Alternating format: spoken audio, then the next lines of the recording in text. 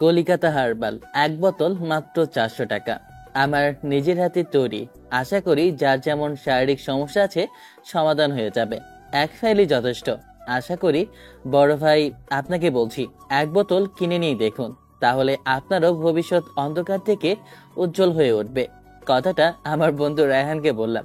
হারামজাদা কথাটা শুনে রেগে আমার উদ্দেশ্যে বলে ওঠে, তোর মতো এমন যদি ফালতু বন্ধু থাকে তাহলে জীবনটা যে তেনা তেনা হয়ে যাবে সেটা আর কোনো সন্দেহ নেই। তোকে দেখে বুঝতে পারছি ভাই, জীবনের আর হাত আমার বেশি দিন বাকি নেই। তুই শালা যবে থেকে আমার বন্ধু হয়েছিস তবে থেকেই জীবনটা আমার শেষ করে ফেলেছিস তোর জন্য। শালা কোথাও আমি বের হতে পারি না, সব জায়গায় মান সম্মান খেয়ে ফেলিস আমার। আরে বন্ধু, টাকা পয়সা ধন দৌলত কিছু তো আমি খেতে চাইছি না, তাই না? মাত্র তো একটু মান সম্মানই খেলাম। এতে কি মহাভারত আমি অশুদ্ধ করে ফেলেছি নাকি বলতো? শালা হারামজাদা, তোর কথা বলতে গেলে যে কি আর বলবো নিজেও জানি না। শুরু করব কিন্তু তোর শেষ হবে না। তুই আমার সাথে এমন কি নেই যে তুই করিস নাই, এমনকি তুই আমার জায়গাটাও রাখিস নি, টান দিয়ে ছিঁড়ে ফেলেছিস। রায়হানের কথায় একটু হেসে দিলাম। আসলে আমার বন্ধুর সাথে যদি আমি মজা করতে না পারি তাহলে মনে হয় সারাদিনই বেকার যায়। তখন আবার রায়হান রাগী গলায় বলে ওঠে, হারামজাদা, এখানে ঘুরতে এসেছি আমরা, এখানে তুই গল্প করবি মাঝ রাস্তার মধ্যে? আমাকে একটা মজুর বোতল দেখে মেয়েদের সামনে এইসব কথা বলে বেড়াচ্ছিস? আশপাশের মেয়েরা কিভাবে আমার দিকে তাকিয়ে হাসতেছে দেখ। শালা তোর জন্য আজ পর্যন্ত একটা মেয়ের সাথে আমি প্রেম করতে পারলাম না, নিজেও প্রেম করবে না, আমাকেও করতে দিবে না। যদি আমি প্রেম করতে চাই তাহলে বলবি আগে তুই বিয়ে করবি, তারপর আমাকে প্রেম করার জন্য দিবি। শালা তোর মতো বন্ধুকে আগে গুলি করে মেরে দেওয়া দরকার। আরে দোস্ত, আমার আন্ডা, আমার জানেমান, এভাবে বলিস না। তোর জন্য আমি সুন্দর টুকটুকে পরীর মতো মেয়ে দেখে দেব। তখন তুই যত পারিস তত প্রেম করবে। আমি আগে বিয়েটা করি, তারপর তুই প্রেম করবে। না হলে কিন্তু তোর প্রেম হচ্ছে না ভাই।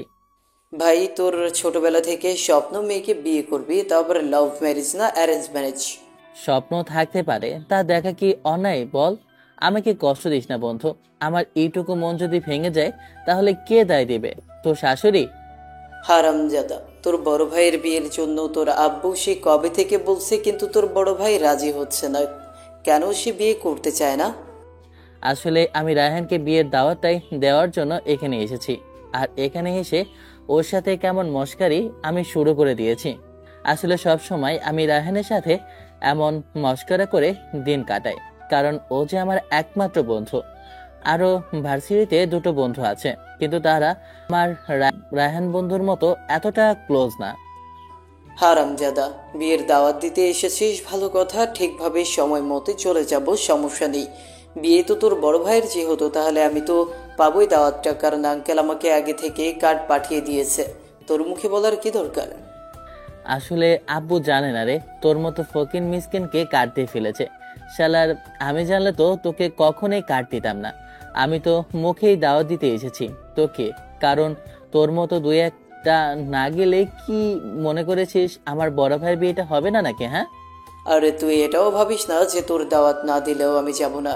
আরে হারামি, আমি সঠিক সময় ওইখানে থাকবো, আর পরিচয় দিব আমি তাদের বিয়ায় লাগি, বিয়ায়। আর তুই হচ্ছিস কোথা থেকে উড়ে আসা, দূরে যাওয়া মাল।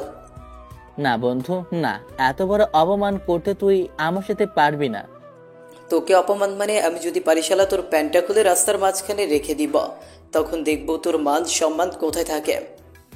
রায়হান কথাটা বলতে মাথায় একটা বুদ্ধি আসে, কারণ তখন একটা লুঙ্গি পরেছিল।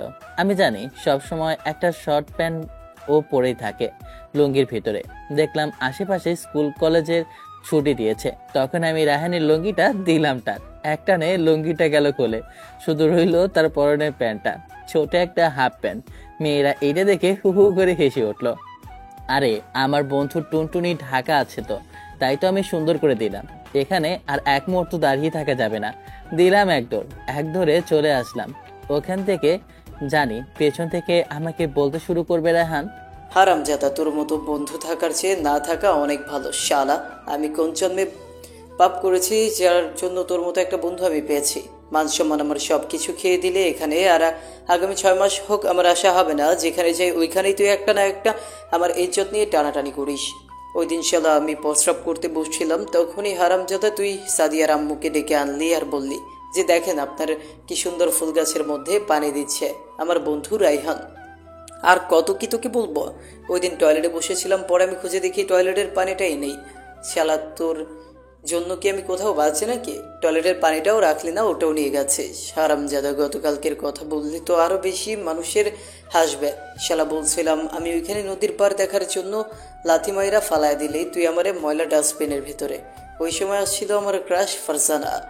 বন্ধু চিন্তা করিস না, তোকে আমি ছাড় দিব না। কথায় আছে না, প্রকৃতি ছাড় দেয় কখনো ছেড়ে দেয় না।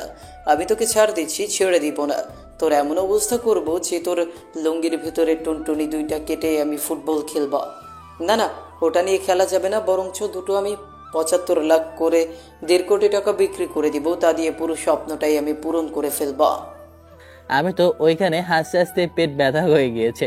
সরি, আপনাদেরকে তো আমার পরিচয়টাই দেওয়া হলো না। আমি আবির চৌধুরী, পরিবারের শুধুমাত্র সন্তান, মানে দ্বিতীয় সন্তান। আমার বড় ভাই আছে, সে বর্তমানে একটা বড় কোম্পানির ম্যানেজার। আমার বাবা একসময় ব্যবসা করত, কিন্তু তার ব্যবসার লস হওয়ার কারণে আব্বু হার্ট অ্যাটাকে অসুস্থ হয়ে যায়। এরপরে সব দায়িত্ব বড় ভাই নিয়ে নেয়। আব্বুর লস খাওয়ার কারণে সব ব্যবসায় প্রায় চলে যায়, শুধু ছোট একটা ব্যবসা রয়ে যায়। ওই ব্যবসাটাই বড় ভাই করছিল, কিন্তু আব্বু যখন মোটামুটি সুস্থ হয় তখন ভাইয়া একটা কোম্পানিতে নিজে জব নেয়, আর এটা আব্বু দেখাশোনা করতে শুরু করে। ভাইয়াকে 1 বছর ধরে আব্বু বলতেছে বিয়ের কথা, যেহেতু বাসায় আম্মু একাই, তাই রান্নায় অনেকটাই সমস্যা। কিছুদিন আগে আব্বুর সাথে দেখা হয় আব্বুর এক বন্ধুর সাথে। আব্বুর বন্ধু আমাদের এ শহরের সব থেকে বড় ব্যবসায়ী। আব্বু বলেছে তার ব্যবসা এতটাই বড় যে আমাদের শহরে যত বড় বড় ধনী আছে তাদের সবাইকে একসাথে কেনার ক্ষমতা তার আছে। আব্বু আর উনি ছোটবেলায় বন্ধু ছিল, কিন্তু তারা এক সময় হারিয়ে যায়। এরপর কেউ কারো খোঁজ নিতে পারলো না। এক কথায় বলতে গেলে আমার আর রায়হানের বন্ধুত্ব যেমন, তাদেরও ছোটবেলার বন্ধুত্ব তেমনই ছিল। তাই তো বড় ভাইয়ের বিয়েটা ঠিক করে তার মেয়ের সাথে। আমার হবু ভাবি আমার থেকে 5 বছরের সিনিয়র, ভাইয়ের থেকে মাত্র 1 বছরের জুনিয়র। আর দুদিন পরে ভাইয়ের বিয়ে, তাই বাড়ি গেট সবকিছু সাজাচ্ছে। কিন্তু ভাইয়ের মন কেমন জানি না, শুধু খারাপ হয়ে আছে। তার কারণও জানি না। আসলে আব্বুকে কিছু বলতে পারছে না, কারণ আমরা আব্বুকে ছোটবেলা থেকেই ভয় পাই। আসলে মা মারা যাওয়ার পর থেকে আব্বু আমাদেরকে বড় করেছে। মা মারা যাওয়ার পরে আব্বু সবকিছু হারিয়েছে। যাই হোক, আপনাদের সাথে কথা বলতে বলতে আমি বাসায় চলে আসি। বাসায় আসতে আমাকে দেখে আব্বু বলে ওঠে, আগামীকালকে তো আমাদেরকে কনের বাসায় যেতে হবে, তাই এই নে, এখানে সব কিছুর লিস্ট আছে। আর হ্যাঁ, পাঞ্জাবি আর শেরওয়ানি তোর আর তোর ভাইয়ার 2টা ম্যাচিং করে নিয়ে নিস। তোরা যেহেতু একসাথে 2 ভাই, একসাথে যাবি। আব্বু লিস্টটা আমার হাতে দিয়ে কার্ডটা ধরিয়ে দেয়। আমি ওখান থেকে সোজা শপিং মলে যেতে লাগলাম। বুঝলাম না, ছেলেটার হয়েছে কি? বিয়ে ঠিক করার পর থেকেই দেখি মন খারাপ করে বসে রইল। তাই আমি ওর রুমে গেলাম। রুমে গিয়ে জিজ্ঞেস করলাম, কি হলো বাবা রুদ্র, তোর কি কোথাও কোনো সমস্যা হয়েছে? তুই দেখি মন খারাপ করে বসে রইলে, কোনো সমস্যা হইলে আমাকে বল। ছোটবেলা থেকেই তো আব্বুকে ভয় পেয়ে এসেছি, তাই ভয়ে কখনো কোনো শব্দ বলতে পারিনি। বাচ্চাদের কাছ থেকে আমার কেউ কখনো আব্বুর কাছে এসে বিচার দেওয়ার মতন সেই সাহসটুকু আমার হয়ে ওঠেনি। একদিন ক্লাসের মধ্যে টিচার আমাকে অনেক বকাঝকা করে, আমি অনেক কান্না করি। তখন আমার খুব কষ্ট হয়েছিল। তখন আমার ইচ্ছে করেছিল আম্মুর কাছে গিয়ে সবটুকু বলি, কিন্তু আব্বুর কাছে আসতে সে কথা বলার মতো সাহস আমার হয়ে ওঠেনি। আজকে এত বড় একটা সিদ্ধান্ত আমার জন্য আব্বু নিয়ে ফেলেছে, কিন্তু একটা বারও আমার সিদ্ধান্তের কথা উনি প্রায়োরিটি দিলেন না। আমি যে হৃদিকাকে অনেক ভালোবাসি, তাকে ছাড়া আমি বাঁচবো না। তার সাথে আমার সম্পর্ক আজ প্রায় দীর্ঘ 7 বছরের। কথাটাও বলতে পারবো না, কারণ আমার অমতে বিয়েটা ঠিক করে ফেলেছে। কি করব জানি না। আব্বু আবারও প্রশ্ন করে বসে, কিরে রুদ্র, কথা বলছিস না কেন? তুই এত চুপ কেন? কোনো সমস্যা? অসুস্থ শারীরিকভাবে? আমাকে বল, কি সমস্যা তোর? আব্বু এবার কথাটা একটু জোরে রেগিয়ে বলল। তাই আমি ভয় পেয়ে কাঁপা কাঁপা গলায় আব্বুকে বললাম, আসলে গত 2 দিন ধরে পেটটা আমার ভালো যাচ্ছে না। এরপর শরীরটাও খুব ক্লান্ত লাগছে, তাই ভালো লাগছে না। সেই জন্য কারোর সাথে কথা বলছি না, বা কিছু কেনাকাটা করার জন্য নিয়ে যাচ্ছি না। তুই কি পাগল নাকি? আমাকে একটিবারও তুই বললি না তোর সমস্যা? 1 মিনিট, আমি একমি নই, ডাক্তারকে ফোন করে আসতে বলছি, উনি তোকে দেখে যাবে আর ওষুধ এখনই এসে ইমিডিয়েটলি তোকে দিবি। তোর আসলে কোনো কাণ্ডজ্ঞান বলতে কিছু নেই। কালকে তোর বিয়ে আর তুই এখন এসব আমাকে বলছিস? আব্বু রুম থেকে চলে যায়, তাই আমি খাতা কলম নিয়ে লিখতে শুরু করি। আমাকে মাফ করে দিস ছোট ভাই রায়হান। আর আব্বু, তুমি আমাকে মাফ করে দিও। আমি এমন একটা বড় সিদ্ধান্ত আজকে নিতে যাচ্ছি যা আমার নেওয়া একদমই উচিত না, কিন্তু এদিকে আমি বিয়ের পিঁড়িতে বসবো আর অন্যদিকে তার খাটের দাফনের কাফন হবে। সেইটা আমি হতে দিতে পারি না। একজনের জীবন আমি এইভাবে চলে যেতে দিতে পারি না। তোমার জন্য আমি সব কিছু হারাতে পারি না। আমাকে মাফ করে দিস ছোট ভাই। আব্বু, তুমি আমাকে মাফ করে দিও। তোমার এই ছেলে যে তোমার কথা রাখতে পারলো না। তোমার ছেলে সব সময় তোমার কথা রেখে চলেছে, কিন্তু আজকে বাধ্য হয়ে তোমার ছেলে এমন একটা বড় সিদ্ধান্ত তোমাকে রেখে নিয়ে ফেলেছে। নিচে এসে সব কিছু ঠিক করে কাজ করতে সবাইকে বলতেছি আর আবিরকে কল দিলাম। লুঙ্গি আমার সাদা হইয়া গেল বন্ধুরে। গান গাওয়া আমার অন্যরকম একটা নেশা। এটা আমার কোনো পেশা না। আপনারা আবার অন্য কিছু মনে করেন না। আমি এমন গান গাইতে চাইলে লাখো কোটিপতি হয়ে যেতে পারতাম। আমার এমন সুন্দর গলায় এমন গান শুনে কত মানুষ যে আমাকে অফার করেছে বিভিন্ন কনসার্টে গিয়ে গান করার জন্য। একটু হালকার উপর সবার সামনে চাপা মেরে দিলাম আর কি। আমার এমন ফাও কথা বন্ধ করার জন্য আমার ডেভিড বাপটা কল করে। ফোনটা তখন তাড়াতাড়ি করে রিসিভ করে বললাম, ইয়েস স্যার ড্যাডি। জি আব্বু বলো। তুই তো ওইখানে দিয়ে যাচ্ছিস। আর হ্যাঁ, তুই একটু তোর ডাক্তার আঙ্কেলকে বলিস আমাদের বাসায় আসার জন্য। কারণ হচ্ছে গিয়ে তোর বড় ভাইয়ের নাকি পেটের সমস্যা হয়েছে। ভাইয়ের আবার কি হলো? আমি তো দেখলাম না কিছু হয়েছে, শুধু মন খারাপ করে, এটাই তো দেখলাম। যাই হোক, ওটা ভাইয়ের বিষয়। আব্বু যা বলেছে তাই করি। প্রথমে ডাক্তার আঙ্কেলের হসপিটালে গিয়ে ওনাকে সবকিছু বলি। এরপর ওনা থেকে সোজা আমি আবার শপিং মলের দিকে হাঁটা ধরি। শপিং মলের ভেতরে প্রবেশ করব, তখন কারোর সাথে ধাক্কা লাগে। তখন আমি নিচে পড়ে যাই আর বলে উঠি, এই যে ভদ্র মহিলা, আপনি কি চোখে দেখেন না? চোখ দুটো কি ওপরে নিয়ে এসেছেন যে এভাবে তাড়াহুড়ো করে শপিং মল থেকে বের হচ্ছেন? দেখে মনে হচ্ছে বাবার আদরের দুলালি মেয়ে, কারণ হাত ভর্তি শুধু শপিং। গায়ে জামা দেখেও মনে হচ্ছে অনেক দামি জামা প্যান্টের। তখন মেয়েটা বড় ভুরু মুচকে আমার উদ্দেশ্যে বলে ওঠে, প্রথমত, আমি কোনো মহিলা না, আমি একজন সুন্দরী মেয়ে। আর আমি দেখে ঠিকভাবে চলছিলাম।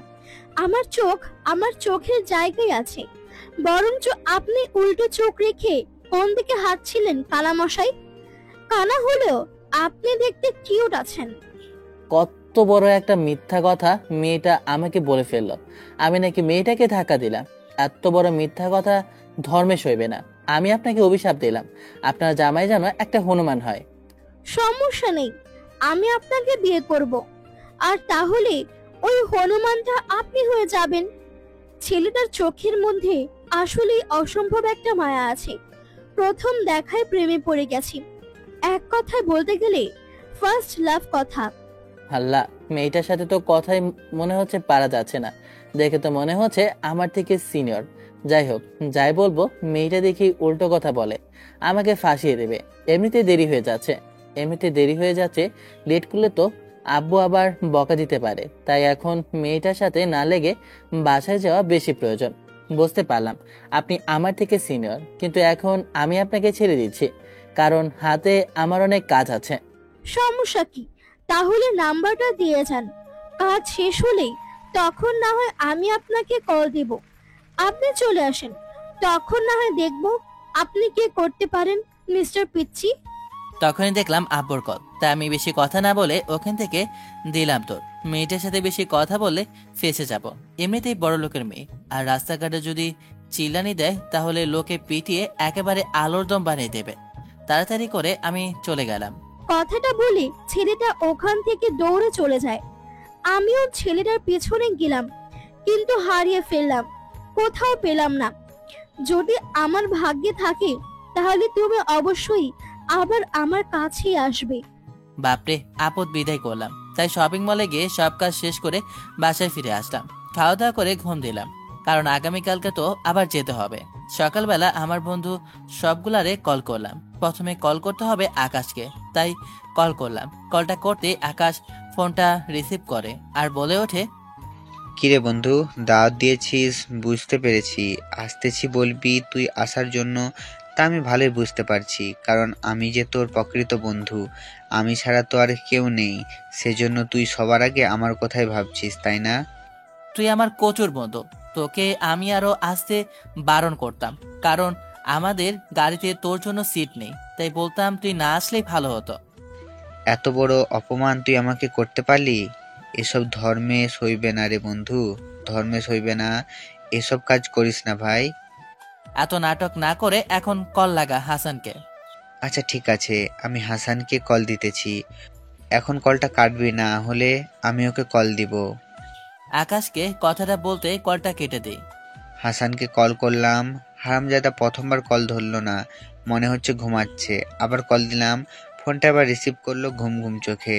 আমার উদ্দেশ্যে হাসান বলে ওঠে, হাদারাম, এতবার কল দিচ্ছিস কেন? দেখতেছিস তো কলটা কেটে দিচ্ছি, তার মানে আরামে ঘুমাচ্ছি।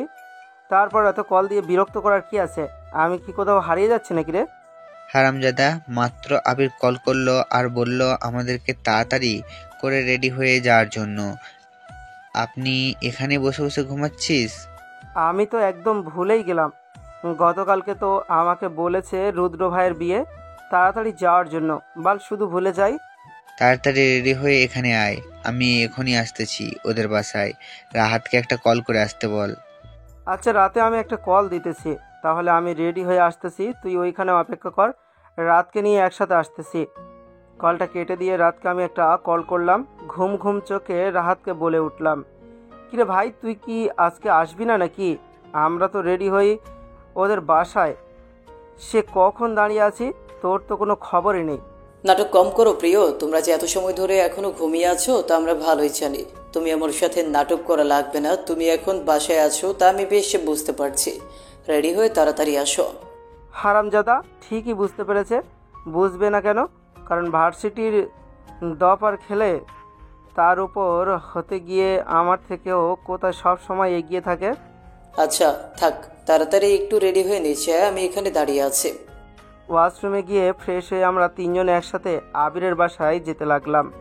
সকালবেলা সবাই এখনো ঘুমিয়ে আছে, তাই ঘুম থেকে উঠে চিরকুটটা রেখে ওখান থেকে সোজা বারান্দা দিয়ে পালিয়ে যেতে লাগলাম। যাওয়ার সময় বলতে লাগলাম, আবির ভাই আমার, আব্বু আমাকে মাফ করে দিও এমন একটা কাজ করার জন্য। সকালে আমি রেডি হয়ে নিচে আসবো নাস্তা করার জন্য, কিন্তু তখনই বাবার চিৎকার ভেসে আসে। আমি ওখানে গিয়ে দেখি বাবার মাথায় হাত দিয়ে দাঁড়িয়ে রইল। আমাকে দেখে বাবা বলে ওঠে, তোর ভাই আমার মান সম্মান সব শেষ করে বাসা থেকে পালিয়েছে। বাইরে রশি দেখলাম, টেবিলে একটা কাগজ আছে, কি লেখা পড়ে বলতো? কাগজটা হাতে নিয়ে পড়তে থাকে। ওখানে লেখা আছে, এত সময় পর তোমরা হয়তোবা বুঝে গিয়েছো। আমি তোমাদেরকে বোঝাতে চাইছি, আসলে বাবা তুমি জানো, ছোটবেলা থেকে আমি আর আমার ছোট ভাই আবির, আমরা দুজনে তোমাকে খুব ভয় পেতাম। তাই তারপরে কখনো তোমাকে কোনো কথা বলতে পারিনি। তোমার যে কোনো সিদ্ধান্ত আমরা দুই ভাই মাথা পেতে নিতাম। এবার তুমি যেটা নিতে চাচ্ছ সেটা আমার একদমই মত ছিল না, কিন্তু তোমার ভয়ে আমি নাও বলতে পারিনি, কারণ তুমি তাদেরকে কথা দিয়েছো। বিশ্বাস করো বাবা, এইটা আমি করতে চাইনি, তারপরও আমি বাধ্য হয়েছে এই জিনিসটা করতে। কারণ বাবা, এদিকে আমি বিয়ের পিঁড়িতে বসবো, অন্যদিকে একটা মেয়ে নিজের জীবনটা শেষ করে দিবে। কি করে আমি আমার প্রিয় মানুষটাকে এইভাবে মৃত্যুর পথে ঠেলে দিয়ে আমি একটা বিয়ের পিঁড়িতে বসতে পারি? তাই বাবা বাধ্য হয়ে আমাকে এই বাড়ি ছেড়ে পালিয়ে যেতে হয়েছে। আমাকে মাফ করবে বাবা, আমি বাসা থেকে পালিয়ে গেলাম। পুরো চিঠিটা পড়ে তো আমি একদম থ হয়ে দাঁড়িয়ে গেলাম। আব্বুর চোখ দিয়ে পানি পড়তে লাগলো। আব্বু যেন পুরো অন্ধকার দেখছে পৃথিবীটা। আমার উদ্দেশ্যে বলে ওঠে, আমি এটা কখনো আশা করিনি রুদ্র, এমন একটা কাজ করবি। আমি কখনো ওদের সিদ্ধান্তের উপরে নির্ভর করিনি, ক্ষতির সিদ্ধান্ত কখনো নেওয়ার চেষ্টা করিনি, কখনো ওকে আমি জিজ্ঞেস করিনি ওর ভালো খারাপ। কিন্তু আমি জানতাম না ওর মনের ভিতর এত কষ্ট লুকিয়ে আছে। ছোটবেলা থেকে তোদের পছন্দ অনুযায়ী আমি কিছু নিয়ে দিতাম না, কারণ আমি সবসময় ভাবতাম তোমাদের পছন্দ হয়তোবা ভালো হবে না। 10 বার চিন্তা করে একবার তোদের ভালো জিনিসটা নিয়ে দেওয়ার চেষ্টা করতাম। আমি ভেবেছি হয়তোবা আমাদের এখন ফ্যামিলিটা এতটা ভালো না যদি ওদের সাথে তোমাদের একটা ভালো সম্পর্ক হয়। তাহলে একটা ভালো জায়গায় যেতে পারবে। কিন্তু তোর ভাই এমন একটা কাজ করবে তখন আর ভাবতে পারিনি আমি। আব্বু তুমি শান্ত হও, এমন কান্না করো না, তোমার শরীর খুব খারাপ হয়ে যাবে। এই সমাজের মধ্যে এখন মুখ দেখানোর আমার যে আর কোনো মান রইল না। কি করব আমি জানি না।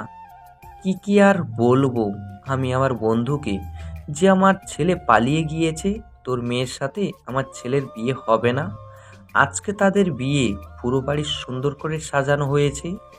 ওর এত নাম ডাক, কত বড় বড় মানুষেরা এখানে এসেছে, মন্ত্রী, এমপি এসে ওর বাড়িতে হাজির হয়েছে ওর একমাত্র মেয়ের বিয়ে দেখবার জন্য। আরে তোর ভাইয়ের বিয়ের জন্য আমাকে 50 লক্ষ টাকা দিয়েছে, যেন পুরো বাড়ি পাশে সবাইকে আমন্ত্রণ জানাই, সব কিছু সাজানো হয়। কিন্তু এখন কি করেছে তোর ভাই? আমি কি করব? কি মুখ নিয়ে তার কাছে যাব? আব্বু তুমি এইসব নিয়ে চিন্তা করো না, তুমি আবারও যদি অসুস্থ হয়ে যাও আমরা কি করব?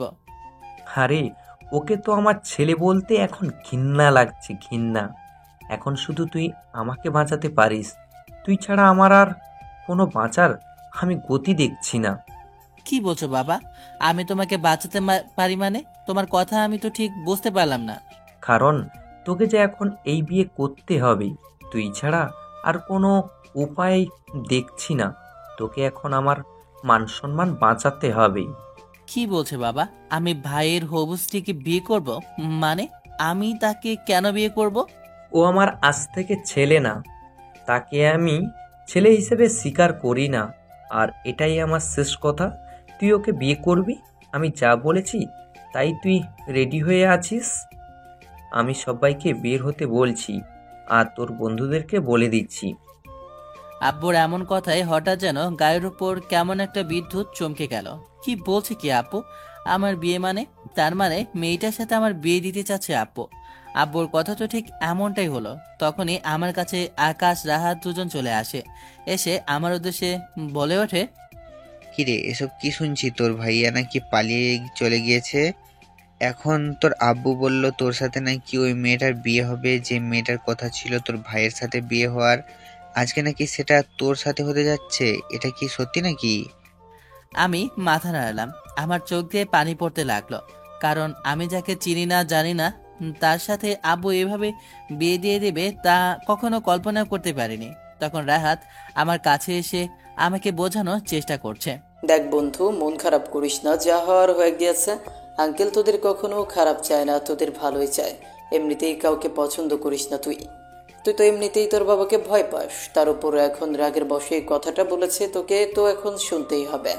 যেহেতু তোর আব্বুর মান সম্মানের কথা, তাই এখানে তো তোর পিছপা হলে হবে না। অবশেষে সিদ্ধান্ত এটাই হলো, বিয়েটা আমার সাথে হবে। কি আর করার আছে? জোর করে আমার সাথে মেয়েটার বিয়ে হয়ে যায়। মেয়েটা আমার থেকে 5 বছরের সিনিয়র। কি আশা করে গিয়েছি আর কি হয়েছে? ভেবেছিলাম বিয়ে বাড়ি যাব, আর ভাই আর অনেক সুন্দর সুন্দর শালি আছে, সবার সাথে একটু মজা মাস্তি করব, আর বন্ধু বান্ধবকে নিয়ে অনেক মজা করব। কিন্তু এখন নিজেই বলির পাঠা হব তা নিজেও কখনো ভাবতে পারিনি। বিয়ের কাজটা সম্পূর্ণ হলো।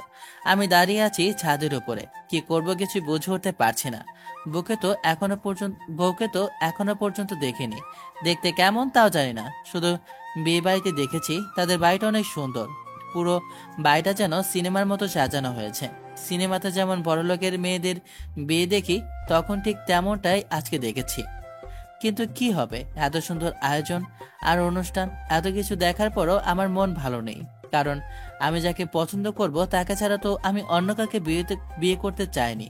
পছন্দ অনুযায়ী তো বিয়ে হয়নি, আর তাকে তো এখনো দেখিনি।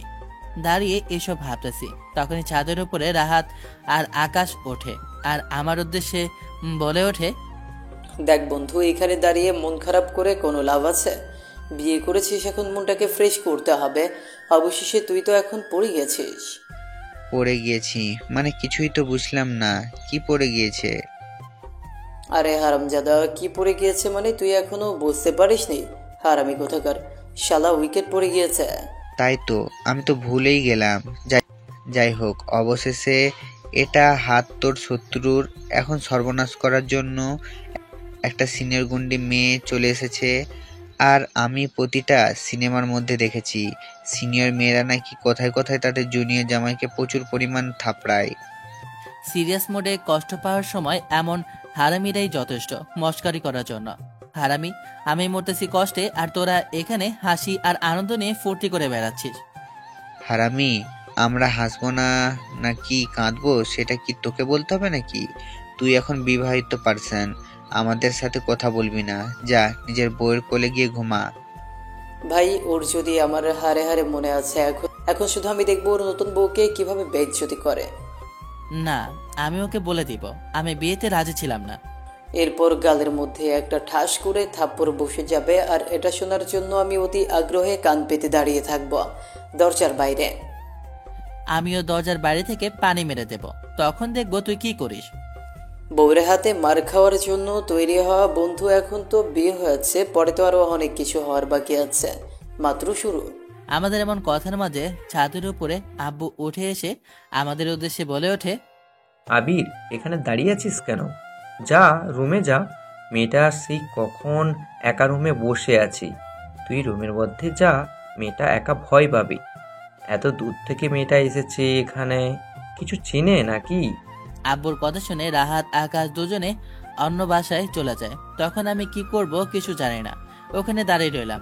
আব্বু আবারও বলে ওঠে, কিরে, এভাবে দাঁড়িয়ে রইলি কেন? কথা কি কানে যাচ্ছে না? অবুঝ শিশুর মতো এখানে দাঁড়িয়ে রইলেও হবে? যা নিজের রুমে যা, নিজের রুমে গিয়ে মেয়েটার সাথে কথা বল, তারপর সবকিছু আস্তে আস্তে ধীরে ধীরে জানতে পারবি। আর কোনো কথা না বলে আমি নিচে আসলাম। নিচে এসে নিজের রুমের দরজা খুলে ভেতরে প্রবেশ করব। তারপরে কেমন জানি না ভয় লাগছে, বারবার শুধু রাহাতের কথাগুলো মনে পড়ছে। এই মেয়েটা সিনিয়র, যদি মেয়েটা আমাকে থাপড়ানো শুরু করে। অনেক সিনেমার মধ্যে দেখেছি যে সিনিয়র মেয়েরা থাপড়ায়, তাই দেখেছি এখন যে আমার জীবনটাই সিনেমা হয়ে গিয়েছে। এসব ভাবতেছি দরজার সামনে দাঁড়িয়ে, আর কোনো কিছু উপায় না পেয়ে দরজাটা খুলে আমি ভেতরে প্রবেশ করি। ভেতরে প্রবেশ করতে দেখলাম যে বেনারসি সাজে একটা লম্বা ঘোমটা দিয়ে খাটের উপর একটা মেয়ে বসে রয়েছে। আমি সামনে যেতেই মেয়েটা কাছে এসে আমার পা ধরে সালাম করবে। তখন আমি মেয়েটাকে ধরে বলে উঠি, দেখুন, এসবের কোনো প্রয়োজন নেই, হয়তো আপনি জানেন কি না তা জানি না, আমি আপনার জুনিয়র। তখন মেয়েটা তার মুখ থেকে একটা কথা বলে। মেয়েটার কথার শব্দ এমন কি এত মধুর কণ্ঠ শুনে আমি যেন মুগ্ধ হয়ে যাই। আসলে আমি এটা শুনতে পেয়েছি বিয়ের আগে। আসলে আপনার বড় ভাই আমাকে বিষয়টা বলেছিল। এমনকি আমি জানতাম বিয়েটা ভেঙে যাবে, এরপরে আপনি যে আমাকে বিয়ে করবেন এটা আমি ভাবিনি। মেয়েটার কথায় অবাক দৃষ্টিতে আমি তাকিয়ে রইলাম। মেয়েটা এসব কেন বলছে? আর মেয়েটা এসব জানার পরেও আমাকে বিয়ে করলো? অবাক না হয়ে তো পারলাম না। আপনি সবকিছু জেনে শুনে এরপরেও বিয়ে করলেন, আমি আপনার জুনিয়র, তারপরেও? আমি আমার বাবার মান সম্মানের দিকে তাকিয়েই আপনাকে বিয়ে করেছি। মেয়েটার কথায় আমি অবাক হলাম। এরপর আমি মেয়েটার উদ্দেশ্যে বলতে শুরু করি, দেখুন, বাবা আমাকে জোর করে তার সাথে আপনার সাথে বিয়ে দিয়েছে। যেভাবে হোক আপনার সাথে আমার বিয়েটা হয়েছে, কিন্তু আপনার সাথে আমার আন্ডারস্ট্যান্ডিংটা ভালো না, আমাদের মধ্যে কোনো কিছুই হবে না। আপনি দয়া করে আমার কাছ থেকে কখনো স্বামীর অধিকার চাইতে আসবেন না। আমি রিমি, আপনাকে কথা দিচ্ছি আমি কখনো আপনার কাছে এসে স্বামীর অধিকার চাইব না, যতদিন না আপনি আগে আমাকে আপনার স্ত্রী হিসেবে মেনে না নেন। মেয়েটা কথাটা বলে নিজের জামা আর গয়নাগুলো খোলার জন্য ওয়াশরুমে চলে যায়। কিছুক্ষণ পর বের হয়ে আসে। এরপর বিছানার চাদরটা আর বালিশটা নিয়ে সোফায় ঘুমানোর জন্য যায়। তখন মেয়েটার উদ্দেশ্যে বলে উঠি, আপনি সোফায় ঘুমাচ্ছেন কেন? আপনি না হয় এখানে ঘুমান। আপনারা এত বড় লোক, কখনো এসব ঘুমানোর অভ্যাস আছে? বড়লোক হলেই যে এত আলিশান হতে হবে, এত ভাব আর দেমাগ হতে হবে তা তো না। কোনো সমস্যা নেই, আমি শুনতে পারবো। মেয়েটার কথায় আমি মুগ্ধ হয়ে যাই। আসলে কেউ বলবে না এত ধনী পরিবারের মেয়ে। মেয়েটা সোফায় এসে শুয়ে পড়ল, আমি আমার রুমের মধ্যে শুয়ে পড়লাম। ছোটবেলা থেকেই আমার স্বপ্ন ছিল যখন আমি বড় হব তখন আমি শুধু আমার হাজব্যান্ডকে ছাড়া অন্য কাউকে ভালোবাসবো না। কিন্তু সেই স্বপ্ন আমার স্বপ্নই রয়ে গেল। এই একটা দিনের জন্য প্রতিটা নারীরা অপেক্ষা করে তার সেই প্রিয় মানুষটার জন্য। কিন্তু আমি এমন একজন যে হতভাগী, বাসর রাতে তার স্বামীর ভালোবাসা পেল না। এসব ভাবছি আর কান্না করতেছি। ছোটবেলা থেকেই আমার বাবার কথায় আমি সব সময় শুনেছি, বাবা যা বলেছে তাই করেছি। বিয়েটাও বাবার পছন্দ অনুযায়ী হয়েছে। বাবা সেই দিন আমাকে বলেছিল যে আজ সেই পর্যন্ত এসেছে তার একমাত্র বন্ধুর জন্য। তার বন্ধু তাকে এই ব্যবসা করার জন্য টাকা দেয় এবং ব্যবসার অনেক সাহায্যও সে করে, কিন্তু মাঝপথে তাদের যোগাযোগ বন্ধ হয়ে যায়। এরপর তারা জায়গা স্থান পরিবর্তন করে। ধীরে ধীরে তাদের ব্যস্ততার মাঝে কেউ আর কারো কখনো খোঁজ নেওয়ার চেষ্টা করেনি, আর কেউ জানেও না যে তারা এখন কোথায় আছে। হঠাৎ করে দেখা হওয়ার পর তারা যে কতটা খুশি হয়েছে তারা নিজেরাও জানে না। তাই তো বাবা সিদ্ধান্ত নিয়েছে তার সেই ঋণ পরিশোধ করার সময় এসেছে। তাই আমাকে বাবা সেদিন অনেক অনুরোধের মতো করেই কথাটা বলেছিল। আমি বাবার সব কথাই শুনতাম। আমি ছোটবেলা থেকেই কাউকে ভালোবাসিনি, যেহেতু বাবা বলেছে বাবার কথাটাই আমি রাজি হয়ে যাই। কিন্তু পোড়া কপালে, এই হতভাগীর কপালে আরও কী যে লেখা আছে জানি না। তাই তো বিয়ের একদিন আগে ছেলে এসে আমাকে সব কিছু বলেছে। সে বিয়েটা করতে পারবে না, সে অন্য কোথাও পালিয়ে যাচ্ছে। আমি কিছুই বললাম না, শুধু মাথা নাড়িয়ে ওনাকে সঙ্গই দিলাম। আমি জানি ওই সময় আমার বাবার মান সম্মান হয়তো বা অনেকটাই চলে যাবে, কিন্তু আমার যা আর কিছুই করার নেই। বাবাকেও বোঝাতে পারবো না, আর বাবাকে বললো ছেলেটা পালাতে পারবে না। তাই আমি কিছু আর বললাম না, চুপ থাকলাম। বাবা বলল তার ছোট ছেলের সাথে আমার বিয়ে হচ্ছে, যেটা আমার 5 বছরের জুনিয়র। তারপর আমি মেনেই নিলাম, আমাকে তার স্মৃতি হিসেবে গ্রহণ করলাম। আসলে পৃথিবীতে আমি এক হতভাগী নাই। মধ্যরাতে কারো কান্নার শব্দে ঘুমটা ভেঙে যায়। বুঝতে পারলাম মেয়েটা কান্না করছে, হয়তোবা আমার কথাগুলো খারাপ লেগেছে, কিন্তু কি করব, আমি এখনো বিয়েটা স্বাভাবিকভাবে নিতে পারছি না। আর এখনো মেয়েটাকে ভালো করে স্পষ্ট দেখতেই পারলাম না। আমি এসব ভাবতে ভাবতে ঘুমিয়ে পড়ি। সকালবেলা সূর্যের কিরণ মুখে পড়তেই ঘুমটা ভেঙে যায়। চোখ দুটো ডলতে ডলতে সামনের দিকে তাকাতেই দেখলাম ড্রেসিং টেবিলের সামনে কেউ চুল ঠিক করছে। বুঝতে আর বাকি নেই এটা যে রিমি। প্রথমে তো 1 মিনিটের জন্য ভুলে গিয়েছিলাম যে মেয়েটা কে। তখনই হঠাৎ করে আবার মনে পড়লো গতকালকে আমার তো বিয়ে হয়েছিল, তাও আবার একটা সিনিয়র মেয়ের সাথে। ছোটবেলা থেকে যেহেতু সিনিয়র মেয়ের প্রতি একটু দুর্বলতা ছিল, সে আশাটা পূরণ হলো। কিন্তু আমি রিমিকে মেনে নিলাম না, কারণ বিয়েটা তো আমার পছন্দ অনুযায়ী হয়নি। এমনিতেই পেছন থেকে রিমিকে তো খুবই ভালো লাগছে, মনে হচ্ছে এখনই গিয়ে পেছন থেকে জড়িয়ে ধরি। কি সুন্দর তার চুলগুলো। তখনই রিমি পেছন ফিরে তাকায়, সূর্যের কিরণ ওর মুখে গিয়ে পড়ে। তখনই রিমিকে যেন অসম্ভব এক অপরূপ সুন্দরীতে পরিণত করে দিল ওই কিরণ। মামা, আমি তো রিমিকে প্রথম দেখায় যেন ক্রাশ খেলাম। এ কোনো প্রথম নারী যে কিনা আমার মনের মধ্যখানে জায়গা বেঁধে ফেলেছে। প্রথম দেখায় আমি যেন ওর মুখ দেখে আর চোখ নামাতেই পারছি না। চোখ দুটো যেন ওর দিকে আটকে গিয়েছে ওর মায়াবী মুখে দেখে। আমার দৃষ্টিভঙ্গি বলছে আমি প্রেমে পড়েছি ওর। বুঝলাম না কি এমন মায়া ওর ওই মুখের মধ্যে আছে, ওর এই হাসির মধ্যে। আমি তো কোনোভাবেই ওর ওই মায়া কাটিয়ে বের হতে পারছি না। নিয়মিত কথা আমাকে বলেই যাচ্ছে। আমি তোর মুখের দিকে অদ্ভুত এক চাহনি দেখে তাকিয়ে রইলাম। মনে মনে রুদ্র ভাইয়াকে অনেক অনেক ধন্যবাদ দিচ্ছি। ভাইয়া যদি ওই মেয়েটাকে বিয়ে না করতো তাহলে এত সুন্দরী মায়াবী মেয়েকে কখন আমি আমার করে পেতাম না। বলার ভাষা নেই, এতটা মায়াবী মেয়েটাকে দেখে আমি ভালোবেসে ফেলেছি, যতটা ভালোবাসা আমি কখনো কারো প্রতি পাইনি। এক কথায় বলতে গেলে মেয়েটার সৌন্দর্য সবকিছু যেন আমার মায়ের সাথে মিলে যাচ্ছে। আরো বেশি মেয়েটাকে আমি ভালোবেসে ফেলেছি। আবেগে সে কখন থেকেই ভাবতেছি, কিন্তু শুধু আমার দিকে তাকিয়ে রয়েছে।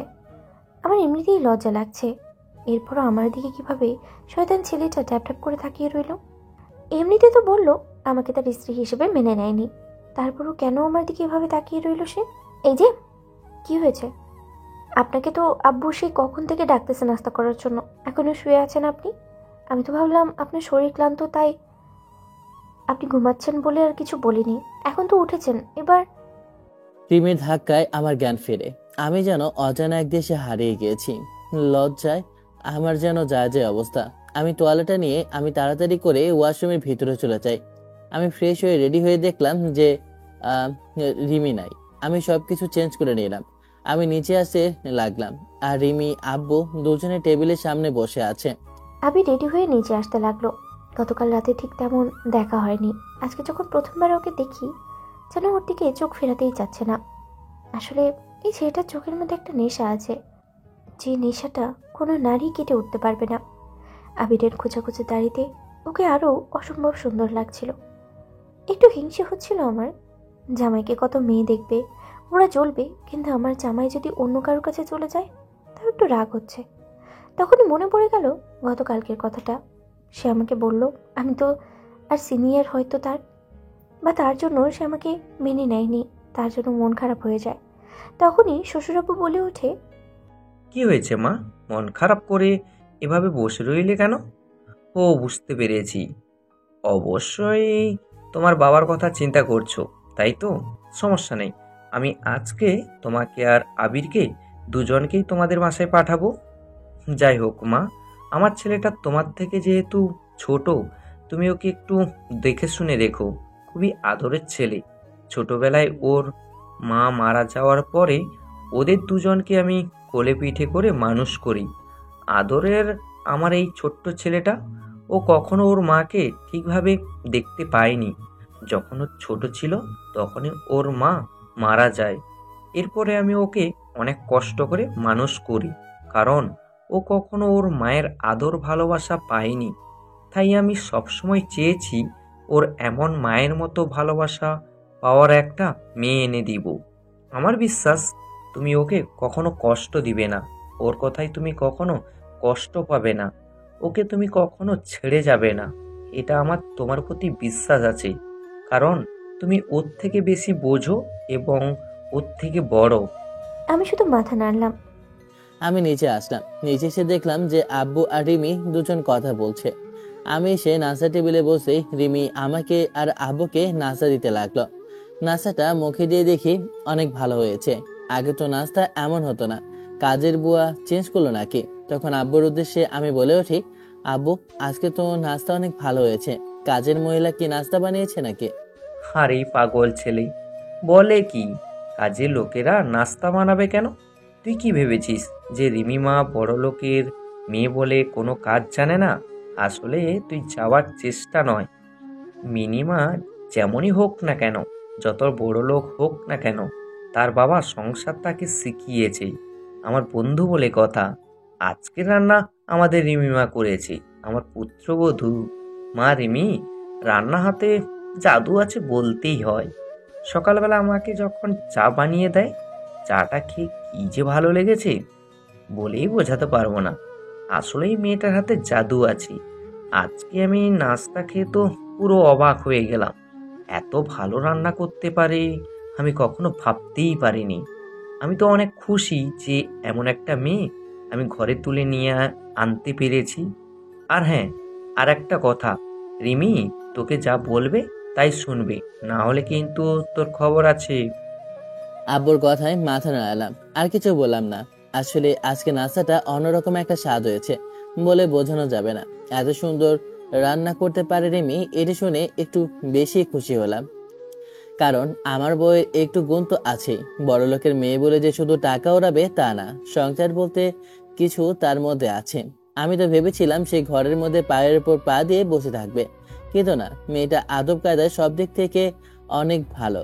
উচ্চ বংশের হলে কি হয়েছে, সব স্বভাব দিক থেকে তার নর্ম ভদ্রতা আছে। আমি নাস্তা খাচ্ছিলাম, তখনই আব্বু আবার বলে ওঠে, শোন, আজকে তুই রিমিকে নিয়ে ওদের বাসায় যাবি, বুঝতে পেরেছিস?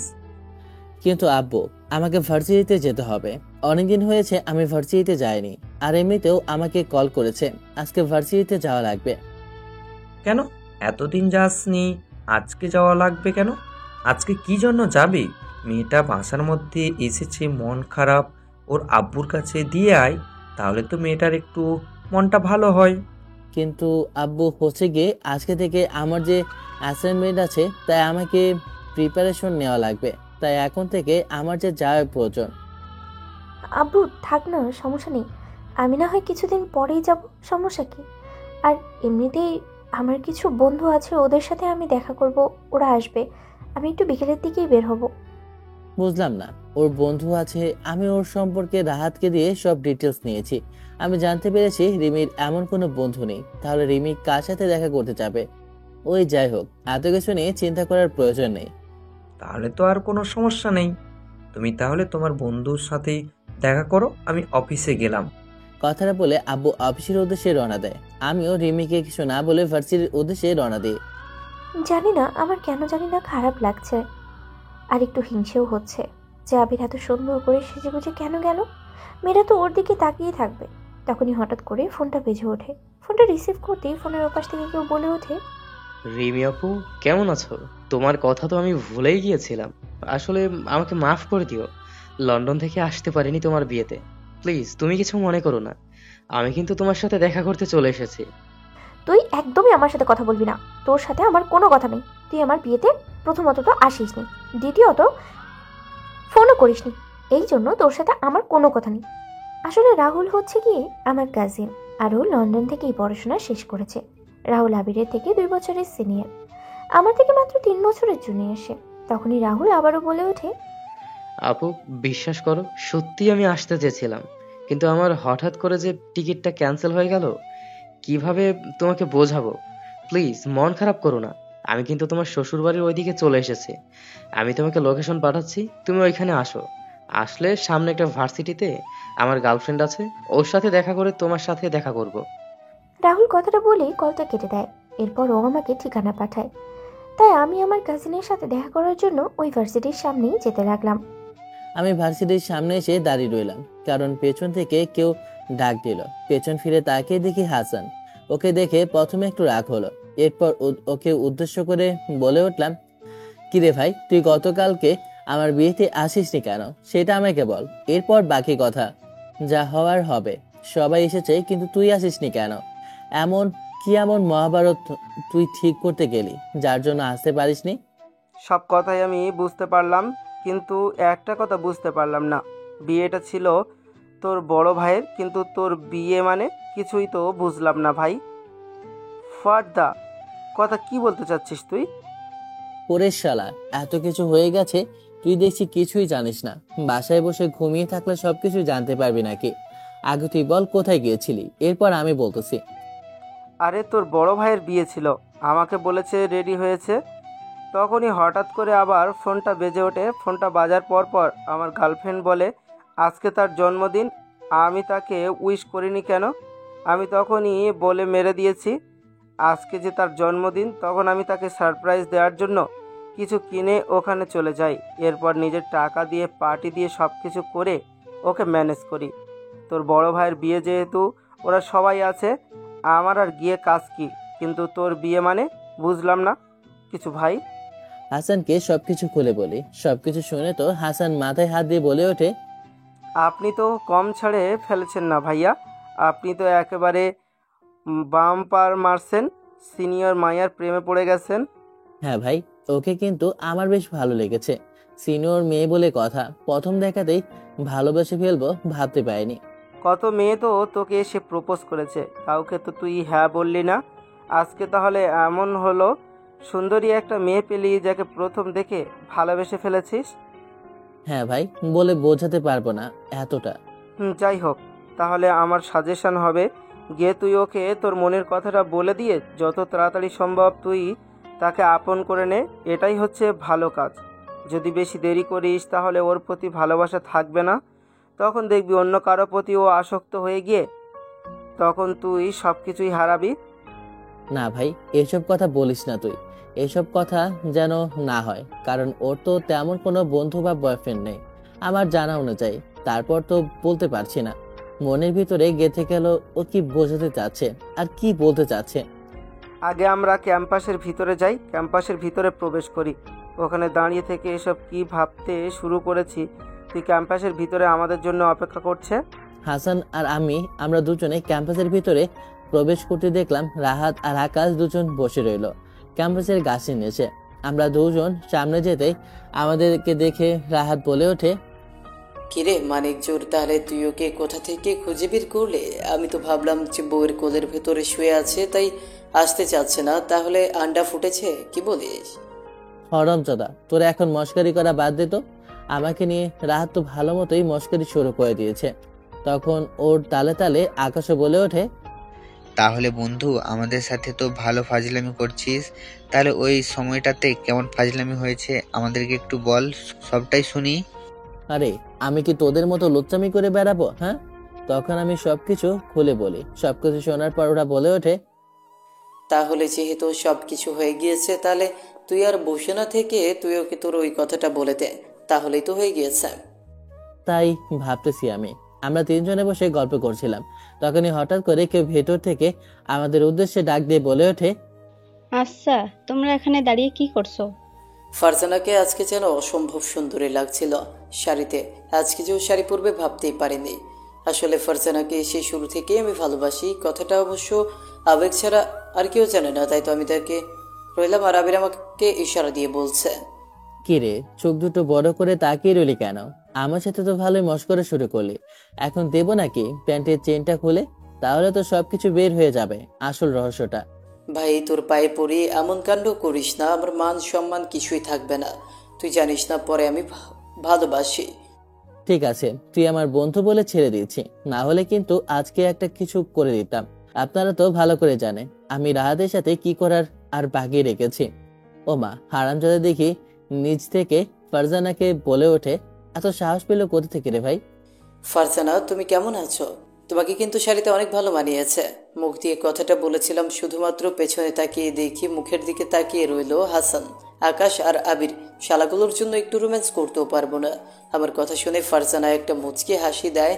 ওরই হাসিতে আমি যেন হারিয়ে যাই। তখন ফারজানা আমার উদ্দেশ্যে বলে, ধন্যবাদ। আসলে শাড়িটা পরার খুব ইচ্ছে হয়েছিল। আসলে আমাকে একজন বলেছিল আমাকে নাকি শাড়িতে অনেক সুন্দর লাগে, কিন্তু কিন্তু কি? না, কিছু না, এমনি। তো বলো তাহলে, তোমার কি অবস্থা? আবির, তোমার ভাইয়ের বিয়ে হয়েছে। আমি তো নানুর বাসায় থেকে আসতে পারিনি তোমার বড় ভাইয়ের বিয়েতে। আসলে ফারজানাকে শাড়ি পরার কথা আমি বলেছিলাম।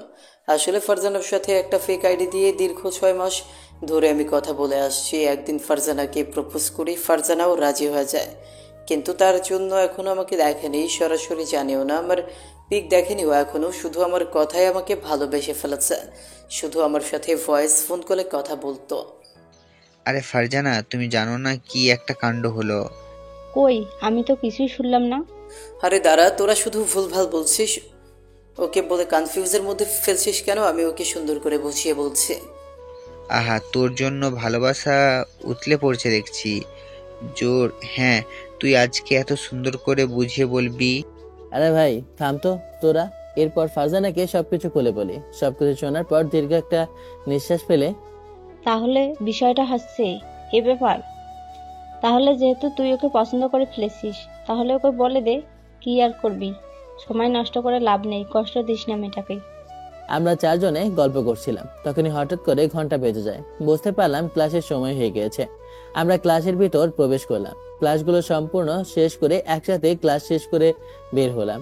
আমরা চারজন ক্যাম্পাসের মধ্যে হাঁটছিলাম, তখন হাসান বলে ওঠে, আচ্ছা তাহলে তোরা থাক, আমি গেলাম।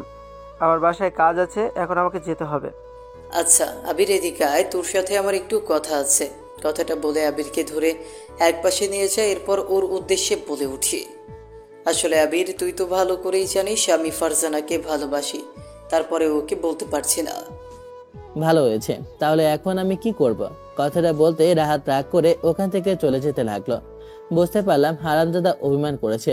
যতই হোক, আমার জানপ্রিয় একমাত্র বন্ধু বলে কথা, এমন করা যায় না। কারণ একটা মাত্র বন্ধু আমার, ওর সাথে এমন করা যায়? অভিমান করলে তো সমস্যা। আরে ভাই রাগ করছিস কেন? আমি জাস্ট মজা করলাম। ঠিক আছে, আমি দেখতেছি, তুই ওয়েট কর। ধন্যবাদ দোস্ত, তুই একটু দেখ ওর সাথে কিভাবে আমার একসাথে কথা বলতে পারি। এমনকি আমি ওর সাথে একা একটু সময় কাটাতে চাই। আমি ফারজানার কাছে গেলাম, ওর কাছে গিয়ে বললাম, আচ্ছা তোর কি এখন বাসায় কোনো কাজ আছে নাকি? বাসায় তো এমনি তো কোনো কাজ নেই। কেন, কিছু হয়েছে নাকি? না তেমন কিছু হয়নি, এমনি জিজ্ঞেস করলাম। এমনিতে রাত অনেক জোরাজোরি করছিল আমাকে একটু ঘুরতে যাওয়ার জন্য। আমার হাতে সময় নেই, বাসায় কাজ আছে, তাই আমাকে যেতে হবে। তুই একটু ওই হারামির সাথে ঘুরে আয় যা। ও তো কখনো মেয়েদের মুখে এসে বলেনি যে একটু চলো ঘুরতে যাই। ও হরম, ও ওই হারামজাদা, বলবি কি করে? ওকে ছেলে মানুষ নাকি? মাঝে মাঝে মনে হয় শালা হিজড়া। ওই চুপ কর তুই, কিন্তু একটু বেশি কথাই বলে ফেলেছিস ওকে নিয়ে। কিরে, বুঝলাম না। তোর দেখি ওর প্রতি অনেক দরদ বেড়ে যাচ্ছে, কাহিনীটা কি?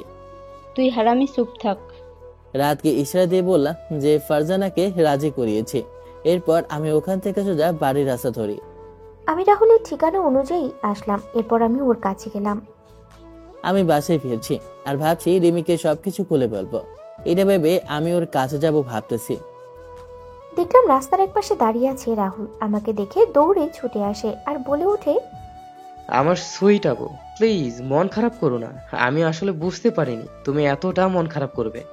এই নাও, দুলাভাইয়ের জন্য একটা ফোন নিলাম। তুমি তো বললা দুলাভাইয়ের ভালো ফোন নেই। আবিরের হাতে তেমন ভালো কোনো ফোন ছিল না, তাই আমি ওকে বললাম ফোন নিয়ে আসার জন্য। এটা ওর দুলাভাইয়ের জন্য। আমি সবকিছু শুনেছি। তুমি কি ওই ছেলেটাকে মেনে নিয়েছো? হ্যাঁ, আমি ওকে প্রথম দেখায় ভালোবেসে ফেলেছি, কারণ ও অনেক হ্যান্ডসাম। আমার বিশ্বাস, আমার ভালোবাসা দিয়ে ওকে আমি আমার আপন করে নেব। তখন রাহুল আমার গাল দুটো ধরে বলল, আমার সুইট আপু।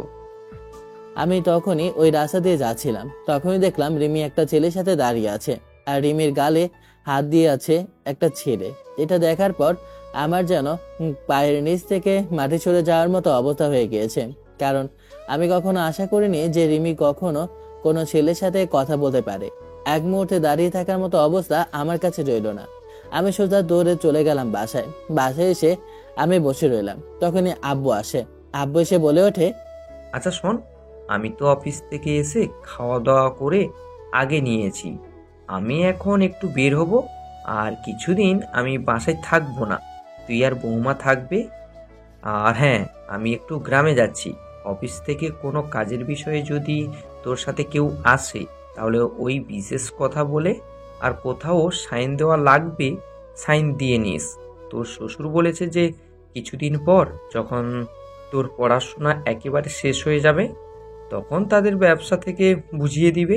তুই ওখানে ওদের ব্যবসা সামলাবি, আর পাশাপাশি বৌমা তোকে হেল্প করবে। আব্বু কথাটা বলে ওখান থেকে সোজা হাঁটা ধরলো। আমি কিছু বললাম না, চুপচাপ শুধু মাথা নাড়ালাম। এমনিতেই মনটা খারাপ। এরপর আব্বু চলে যাচ্ছে, কিছুই বলতে পারছি না। শুধু মনে মনে এতটুকু আমার শরীরের মধ্যে জিদ চলে আসে যে আজকে আমি ওকে অনেক কথাই বলবো। ফারজানাকে নিয়ে একসাথে হাঁটতেছি, মনের ভেতরে কেমন জানি না একটা শব্দ বেড়ে যাচ্ছে। তখন ফারজানা আমার সামনে চলে আসে, এসেই বলে ওঠে, আচ্ছা রাহাত, আমি যেন তোমার বুকের মধ্যে কেমন একটা শব্দ শুনতে পাচ্ছি। ঠিক করে বলো তো, এমন শব্দ কেন হচ্ছে তোর বুকের মধ্যে? আমি অবাক হয়ে ফারজানার দিকে তাকালাম। ও কি করে বুঝলো আমি যে ওর ভালোবাসায় এতটা মত্তহারা হয়ে তার সাথে ঘুরতে এসেছি? তাই তো বুকের বাপাসের দুপধাপ শব্দটা বেড়ে গিয়েছে। কিভাবে ও শুনতে পারলো? কি রে, কথা বলছিস না কেন? তুই মনে হয় কাউকে ভালোবাসিস। সত্যি করে বল না, মেয়েটা কে? সমস্যা থাকলে আমি সাহায্য করব, আমাকে বলতে পারিস। বন্ধু হিসাবে যতটুকু আমার কর্তব্য ততটুকু অবশ্যই পালন করব তোর জন্য আমি। ফারজানার কথায় অবাক হয়ে ওর দিকে তাকালাম। ও বুঝতে পারে না কেন ওর সাথে আমি হাঁটতে এসেছি, কেনই বা ওর সাথে আমি সবসময় কথা বলতে চাই? ওকে এইগুলোর কিছুই বোঝে না। মনে মনে বলতে লাগলাম, গাধা, কখনো একথাটা বলবে না যে ফারজানা আমি তোকে ভালোবাসি। গাধা কথাকার। কি রে, চুপ করে রইলি যে, কথা বলছিস না কেন? আসলে একজনকে অনেক আগে মন দিয়ে ফেলেছি, কিন্তু সেই মানুষটাকে এখনো আমার বলা হয়নি। ভাবতেছি বলবো, কিন্তু কিভাবে যে বলি। প্রথম কথায় একটু ভয় পেয়ে গেলাম, কারণ অন্য কোনো মেয়ের সাথে কথা বললে আমি ওর মাথা ফাটিয়ে দিব। তারপরও কেমন জানি না আমার মনের ভিতরে একটু ভয় লাগলো। তখন আমি কাঁপা কাঁপা কণ্ঠে বলে উঠলাম, মেয়েটা কে বল না শুনি। মেয়েটাকে তুই চিনিস, আর মেয়েটা তোর পরিচিত। ভয়টা যেন আরো বেড়ে গেল। এখন জানি রাগ হচ্ছে। রাগী গলায় বলে ওঠে, আমার পরিচিত কেউ হলে ভালো নেই, আর তুই ওদের সাথে কোনো রিলেশন করে ভালো থাকবি না, ঠিক আছে? কেন ভালো হবে না? তুই তো ওদের ভালো বলিস। ভালো বলি মানে? আমার কথা হচ্ছে তুই রিলেশন করতে পারবি না, ওকে? তাই নাকি? কিন্তু কেন করতে পারবো না শুনি। জানি না, বেশি কথা বলতে পারবো না, রাগ হচ্ছে। তুই কারোর সাথে কথা বলতে পারবি না, রিলেশনও করতে পারবি না। কেন, তোর সাথেও না? রাহাতের কথায় অবাক হয়ে ওর মুখের দিকে তাকালাম আর ওর উদ্দেশ্যে বলে উঠলাম, মানে? তোর কথা আমি ঠিক বুঝতে পারলাম না, আমাকে একটু ক্লিয়ার করে বল। আমি যদি বলি আমি তোমাকে ভালোবাসি, এই ফারজানা তুমি কি শুনছো? আমি তোমাকে অনেক বেশি ভালোবাসি, সে অনেক আগ থেকে, কিন্তু তোমাকে বলতে পারিনি, আজকে বলে দিলাম, কারণ আমি চাই না আজকে ভালোবাসার কথাটা বলতে দেরি করতে। তুই সত্যি বলছিস তো? কখনো ছেড়ে যাবি না তো? কথা দিলাম কখনো ছেড়ে যাব না। ভালোবাসি তোকে, অনেক বেশি ভালোবাসি, এত পরিমাণ যে তোকে বলে বোঝাতে পারবো না। এভাবে বললে তো পাবে না চান্দু, তুমি আমাকে রোমান্টিক ভাবে প্রপোজ করো। আমি ধীরে ধীরে ফারজানার সামনে হাঁটু গেড়ে বসে পড়ি। চারপাশে সন্ধ্যার নরম আলো, বাতাসে হালকা গন্ধে মিশে আছে গোলাপের সুবাস। পকেট থেকে বের করি একটা লাল গোলাপ, যেটা আমি সকালেই বেছে নিয়েছিলাম শুধু ওর জন্য। আমি ফারজানার চোখের দিকে তাকিয়ে ঠোঁট কাঁপাতে কাঁপাতে বলে, ফারজানা, আমি আসমান, জমিন, সূর্য, চাঁদ, তারা সব কিছুকে সাক্ষী রেখে আজ তোমার সামনে দাঁড়ালাম। তুমি আমার জীবনে এসেছো যেন হঠাৎ এক পূর্ণিমার চাঁদের মতো।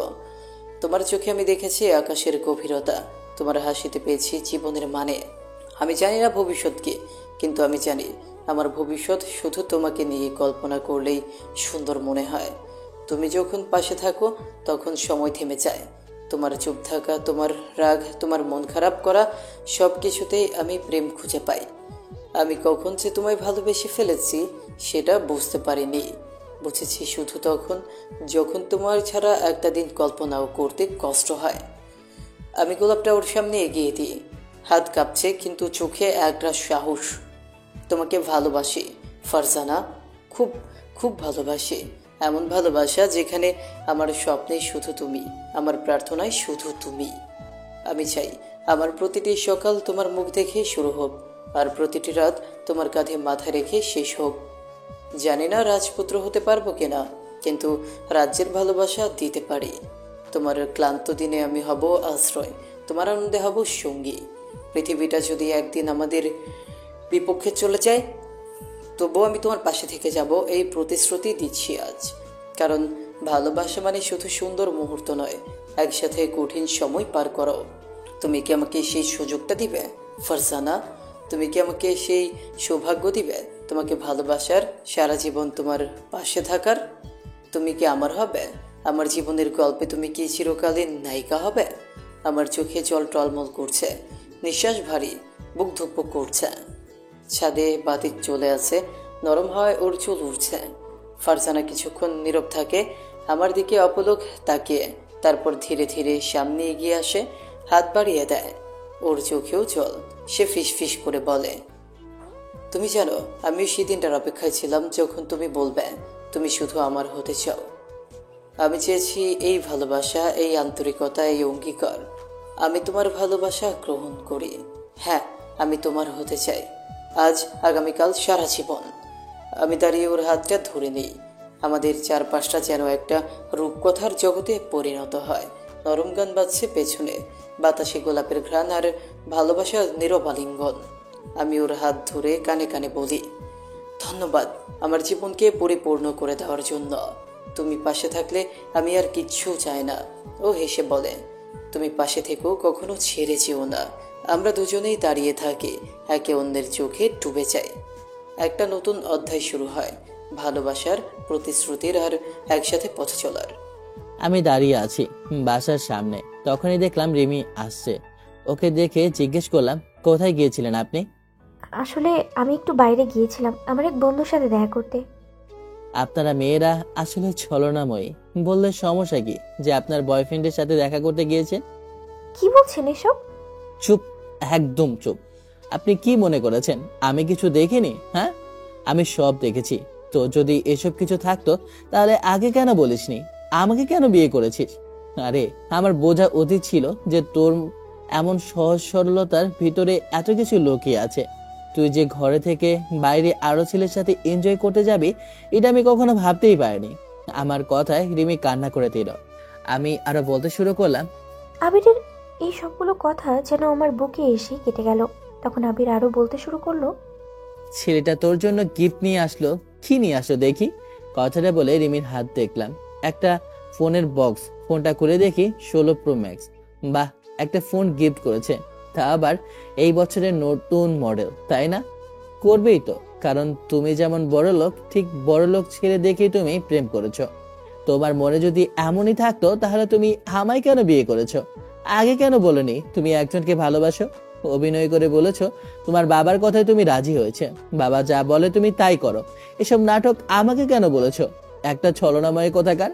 কথাটা বলতেই দেখলাম রিমি কান্না করতে করতে ওখান থেকে সোজা চলে যায়। রুমে এসে দরজাটা বন্ধ করে দিলাম, যেন বাইরের দুনিয়ার সব আওয়াজ থেকে নিজেকে আলাদা করতে চাইলাম। কান্না থামাতেই পারছিলাম না, চোখের জলে বালিশটা পুরোই ভিজে গেছে। আমি শুধু ভাবছি, একটা মানুষ এত সহজে কিভাবে বদলে যেতে পারে? যাকে ভেবেছিলাম আমার আপন, সেই আজ আমায় এভাবে অপমান করলো।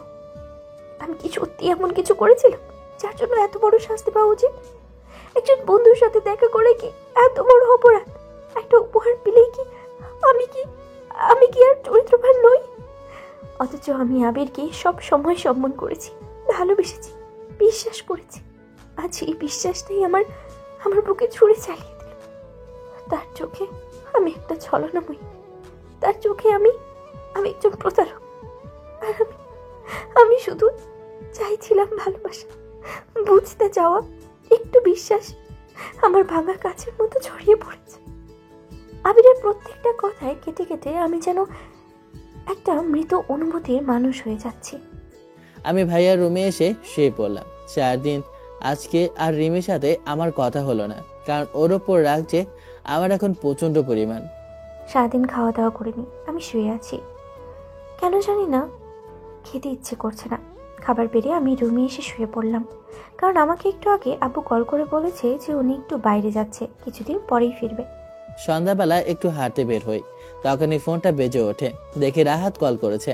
ফোনটা রিসিভ করলাম, তখন রাহাত বলে ওঠে, কিরে, কি অবস্থা তোর? তাহলে কি সব কিছু বলেছিস নাকি?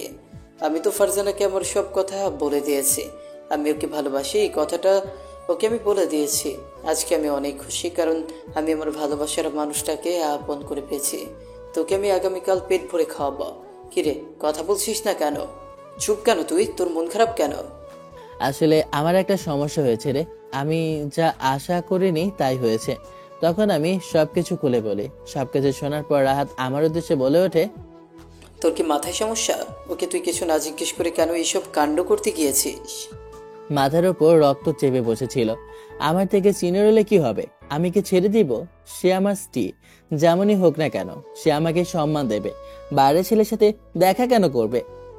একবারও তো জিজ্ঞেস করা উচিত ছিল। এমন একটা কাণ্ড করার আগে তোর ভাবাটা অনেক উচিত ছিল। রাহাতের সাথে কথার মধ্যে তখনই দেখলাম ওই ছেলেটা রাস্তা দিয়ে হাঁটছিল। তখনই বললাম রাহাতকে, রাহাত ফোনটা রাখতো। কথাটা বলে আমি ওই ছেলেটার কাছে গেলাম। কাছে গিয়ে ওই শার্টের কলার ধরে বলে উঠলাম, এই ছেলে, গতকালকে আমি তোমাকে দেখেছি তুমি রিমির সাথে ছিলে। তোমার সাথে রিমির কি সম্পর্ক? ছেলেটা তো আবার এমন কাণ্ডে ভয় পেয়ে যায়। এরপর আবার বলে ওঠে, আপনি আমার শার্টের কলার ধরেছেন কেন? যে আপনি আর রিমিকে কিভাবে জানেন? ওই শালা, তুই বলত নাকি? রিমি আমার স্ত্রী, আমি কিভাবে জানি মানে? আমি তো সত্যিই আপনার শালা। আমি তো ছেলেটার মুখে কথাটা শুনে যেন ব্যাকুল হয়ে গেলাম। মানে তুমি কি বলছো? কিছুই তো আমি বুঝতেছি না। আরে দুলা ভাই, আপনি আমার সঙ্গে এমন করেছেন, আমি কিন্তু আপুকে সবকিছু খুলে বলে দিব। তখন কিন্তু আপনার বাসায় জায়গা হবে না। ছেলেটার মুখে সব কথা শুনে আমার আর বুঝতে বাকি রইল না আমি কত বড় একটা ভুল করেছি। ওখান থেকে দৌড়ে আমি চলে যাই বাসার উদ্দেশ্যে।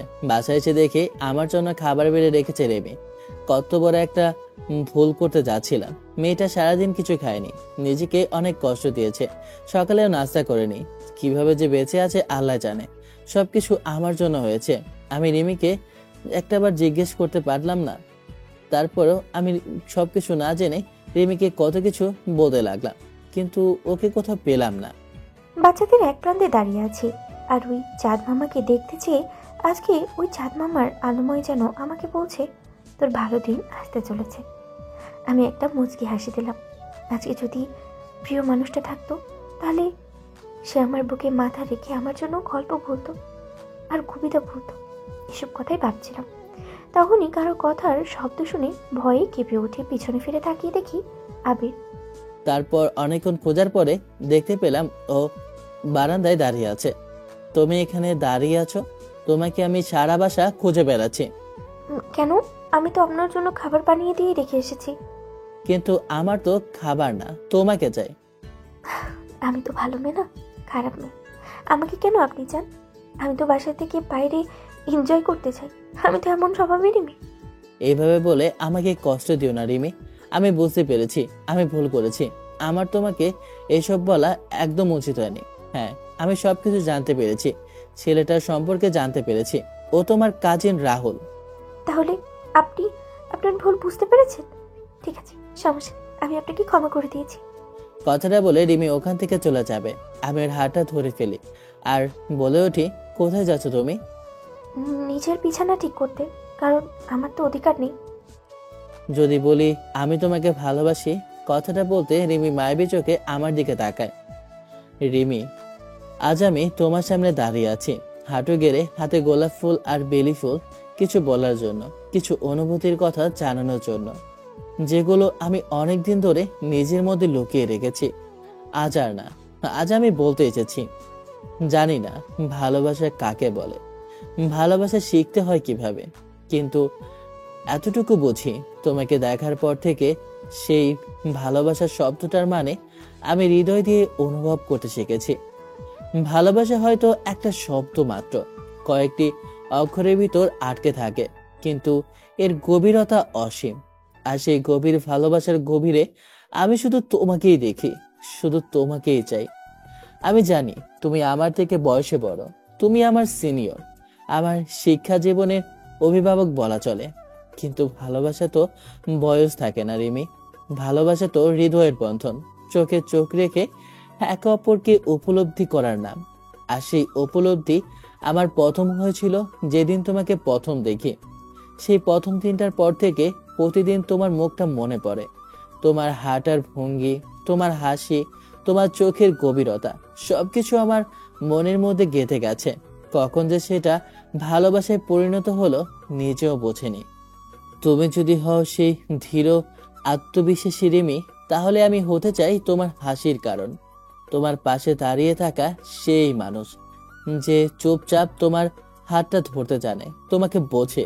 তুমি যদি হও সেই মেধাবী সংযত মেয়ে, তাহলে আমি হতে চাই তোমার ছোট্ট পাগলাটে ভালোবাসা, যে তোমার জীবনে খানিক দুষ্টুমি নিয়ে আসে, তোমার ক্লান্ত মুখে হাসি ফোটায়। রিমি, আমি চাই না তুমি শুধু আমার প্রেমিকা হও, আমি চাই তুমি আমার জীবন সঙ্গী হও। আমি চাই তুমি প্রতিদিন আমার সকালে উঠে প্রথম দেখা মানুষ হও, রাতে ঘুমিয়ে যাওয়ার আগে শেষ কথার সঙ্গী হও। তুমি হয়তো ভাবছো আমি বয়সে ছোট, আমি কি করে তোমাকে বুঝবো, কি করে আমি তোমার জীবনের ভার নিতে পারবো, কিন্তু আমি কথা দিচ্ছি আমি প্রতিদিন নিজেকে তৈরি করব, আরো ভালো মানুষ হব, যাতে আমি তোমার পাশে থাকার উপযুক্ত হতে পারি। আমি তোমাকে বুঝতে চাই, সময় দিতে চাই, সবচেয়ে বেশি তোমাকে ভালোবাসতে চাই নিঃস্বার্থভাবে। তুমি হয়তো মাঝে মাঝে রেগে যাবে, আমি তোমাকে শান্ত করব। তুমি ক্লান্ত হয়ে পড়লে আমি তোমাকে কফি বানিয়ে দেব। তুমি যদি কখনো ভেঙে পড়ো, আমি তোমাকে শক্ত করে জড়িয়ে ধরবো। আমি আছি, সব সময় আছি। তুমি যখন আমার কাছে আসবে, সময় সময় একদম আমার ছোট্ট পিচ্চি দুষ্টু বউ হয়ে, আমি তোমাকে ভালোবাসার আদরে ভরিয়ে দেব। আমি তোমার সেই দুষ্ট জুনিয়র জামাই হতে চাই, যে একটু একটু করে তোমার ভালোবাসার রঙে রাঙিয়ে দিতে চাই জীবনটাকে। তুমি যদি বলো এই ছেলেটা স্বপ্নে ভাসছে, তাহলে আমি বলবো হ্যাঁ, আমি স্বপ্ন দেখছি, কারণ তুমিই আমার সেই স্বপ্ন, যাকে আমি বাস্তব করে তুলতে চাই।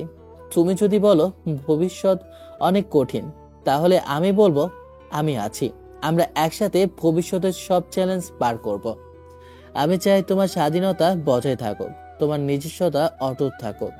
আমি চাই না তুমি আমার জীবনে এসে নিজেকে বদলাও। আমি চাই তুমি ঠিক যেমন তেমনই থেকো। আমি শুধু চাই তোমার সেই গল্পের পাতায় আমার নামটা একটু জায়গা পাক, যেখানে লেখা থাকবে একজন ছেলে ছিল যে খুব ভালোবাসতো, নিঃস্বার্থভাবে, নিঃশব্দে, অগাধ শ্রদ্ধা নিয়ে। তুমি যদি কখনো দ্বিধায় পড়ো, আমি পাশে থাকবো। তুমি যদি কখনো চুপ করে যাও, আমি অপেক্ষা করব। তুমি যদি কখনো হারিয়ে যাও নিজের চিন্তায়, আমি তোমার পাশে নীরবে বসে থাকবো। কারণ আমার ভালোবাসা শুধু চাওয়ার নয়, দেয়ারও। আমি চাই তোমাকে, কিন্তু তার চেয়েও বেশি আমি চাই তোমার জন্য সবকিছু দিতে। তুমি যদি হাসো আমি সেই হাসির কারণ হতে চাই, যদি কাঁদো আমি হতে চাই তোমার কাঁধ, যদি ক্লান্ত হও আমি হতে চাই তোমার আশ্রয়। তুমি আমার কাছে কোনো কল্পনার চরিত্র না, তুমি আমার বাস্তবের মানুষ, আমার অনুভবের কেন্দ্রবিন্দু। তোমার চোখে চোখ রাখলেই আমি নিজের জীবনের মানে খুঁজে পাই। তুমি যদি আমার এই ভালোবাসা গ্রহণ করো, আমি কথা দিচ্ছি তোমাকে জীবনের প্রতিটি মুহূর্তে শ্রদ্ধা করব, বোঝার চেষ্টা করব এবং সারা জীবন ধরে ভালোবাসবো। বয়স, পরিচয়, অবস্থান সবকিছুর পেছনে ফেলে আমি শুধু চাই একটিবার তুমি আমার হাতটা ধরো। রিমি, তুমি কি আমাকে সেই সুযোগটা দেবে? তুমি কি আমাকে তোমার ভালোবাসা একটুখানি জায়গা দেবে? রিমিও আমাকে হ্যাঁ বলে জড়িয়ে ধরে আর বলে, ভালোবাসি অনেক পাগল থাকে আমার পিচ্চি জামাই থেকে। গল্পটা এখানেই শেষ করলাম। কেমন হলো কমেন্ট করে জানাবেন। ধন্যবাদ।